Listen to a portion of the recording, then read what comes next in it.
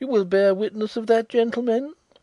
When I inform you that the Professor had access to his safe as recently as Monday last, you will recognise the importance that the statement may assume."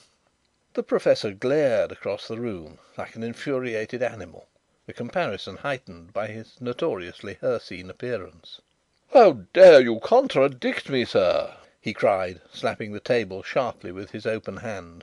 "I was not here on Monday." The manager shrugged his shoulders coldly. "You forget that the attendants also saw you," he remarked. "Can we not trust our own eyes?" "A common assumption, yet not always a strictly reliable one," insinuated Carrados softly. "I cannot be mistaken." "Then can you tell me, without looking, what colour Professor Bulge's eyes are?" There was a curious and expectant silence for a minute. The Professor turned his back on the manager, and the manager passed from thoughtfulness to embarrassment. "I really do not know, Mr. Carrados," he declared loftily at last. "I do not refer to mere trifles like that." "Then you can be mistaken," replied Carrados mildly, yet with decision. "But the ample hair, the venerable flowing beard, the prominent nose and heavy eyebrows?" "These are just the striking points that are most easily counterfeited. They take the eye. If you would ensure yourself against deception, learn rather to observe the eye itself, and particularly the spots on it, the shape of the finger nails, the set of the ears. These things cannot be simulated." "You seriously suggest that the man was not Professor Bulge? That he was an impostor?" "The conclusion is inevitable. Where were you on Monday, Professor?" "I was on a short lecturing tour in the Midlands. On Saturday I was in Nottingham, on Monday in Birmingham. I did not return to London until yesterday." Carrados turned to the manager again and indicated Draycott, who so far had remained in the background. "And this gentleman? Did he by any chance come here on Monday?" "He did not, Mr. Carrados, but I gave him access to his safe on Tuesday afternoon and again yesterday." Draycott shook his head sadly. "Yesterday I found it empty," he said, "and all of Tuesday afternoon I was at Brighton, trying to see a gentleman on business." The manager sat down very suddenly. "Good God, another!" he exclaimed faintly. "I am afraid the list is only beginning," said Carrados. "We must go through your renters' book." The manager roused himself to protest. "That cannot be done. No one but myself or my deputy ever sees the book. It would be unprecedented." "The circumstances are unprecedented," replied Carrados. "If any difficulties are placed in the way of these gentlemen's investigations, I shall make it my duty to bring the facts before the Home Secretary," announced the Professor, speaking up to the ceiling with the voice of a brazen trumpet. Carrados raised a deprecating hand. "May I make a suggestion?" he remarked. "Now, I am blind. If, therefore " "Very well," acquiesced the manager. "But I must request the others to withdraw." For 5 minutes Carrados followed the list of safe renters as the manager read them to him. Sometimes he stopped the catalogue to reflect a moment. Now and then he brushed a finger tip over a written signature and compared it with another. Occasionally a password interested him.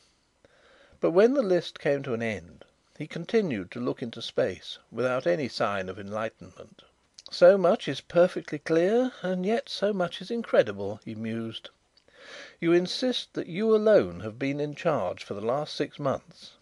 "I have not been away for a day this year." "Meals?" "I have my lunch sent in." "And this room could not be entered without your knowledge while you were about the place?" "It is impossible. The door is fitted with a powerful spring and a feather touch self acting lock. It cannot be left unlocked unless you deliberately prop it open."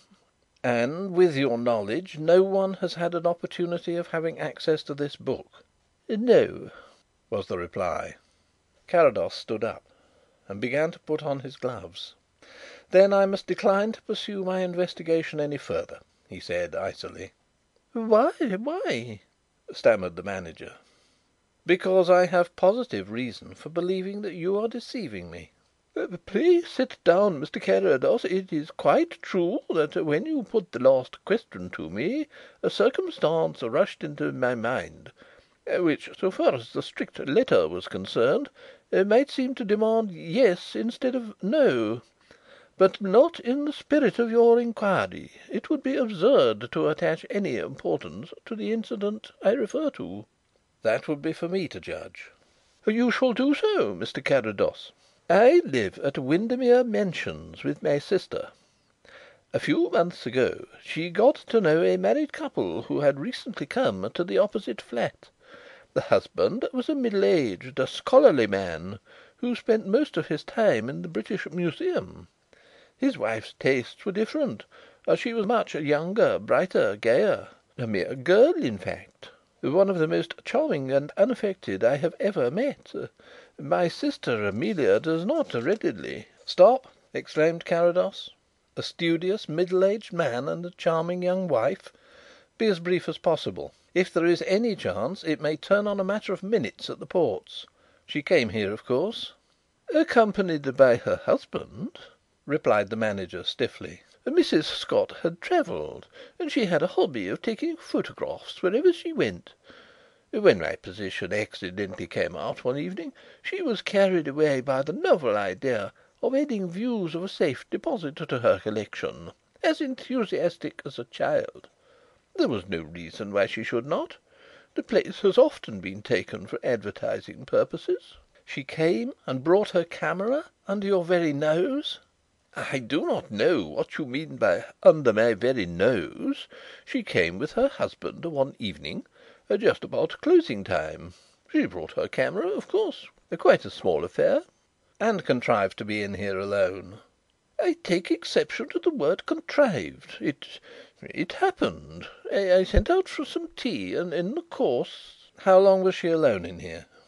"2 or 3 minutes at the most. When I returned she was seated at my desk. That was what I referred to. The little rogue had put on my glasses and had got hold of a big book. We were great chums, and she delighted to mock me. I confess that I was startled, merely instinctively, to see that she had taken up this book. But the next moment I saw that she had it upside down." "Clever. She couldn't get away in time, and the camera, with half a dozen of its specially sensitized films already snapped over the last few pages by her side." "That child?" "Yes. She's 27 and has kicked hats off tall men's heads in every capital from Petersburg to Buenos Aires. Get through to Scotland Yard and ask if Inspector Beedel can come up." The manager breathed heavily through his nose. "To call in the police and publish everything would ruin this establishment. Confidence would be gone. I cannot do it without further authority." "Then the Professor certainly will." "Before you came I rang up the only director who is at present in town and gave him the facts as they then stood. Possibly he has arrived by this. If you will accompany to the boardroom we will see." They went up to the floor above, Mr. Carlyle joining them on the way. "Excuse me a moment," said the manager. Parkinson, who had been having an improving conversation with the hall porter on the subject of land values, approached. "I am sorry, sir," he reported, "but I was unable to procure any rubbo. The place appears to be shut up." "That is a pity. Mr. Carlyle had set his heart on it." "Will you come this way, please?" said the manager, reappearing. In the boardroom they found a white haired old gentleman who had obeyed the manager's behest from a sense of duty, and then remained in a distant corner of the empty room in the hope that he might be overlooked. He was amiably helpless, and appeared to be deeply aware of it. "This is a very sad business, gentlemen," he said in a whispering, confiding voice. "I am informed that you recommend calling in the Scotland Yard authorities. That would be a disastrous course for an institution that depends on the implicit confidence of the public." "It is the only course," replied Carrados. "The name of Mr. Carrados is well known to us in connection with a delicate case. Could you not carry this one through?" "It is impossible. A wide inquiry must be made. Every port will have to be watched. The police alone can do that." He threw a little significance into the next sentence.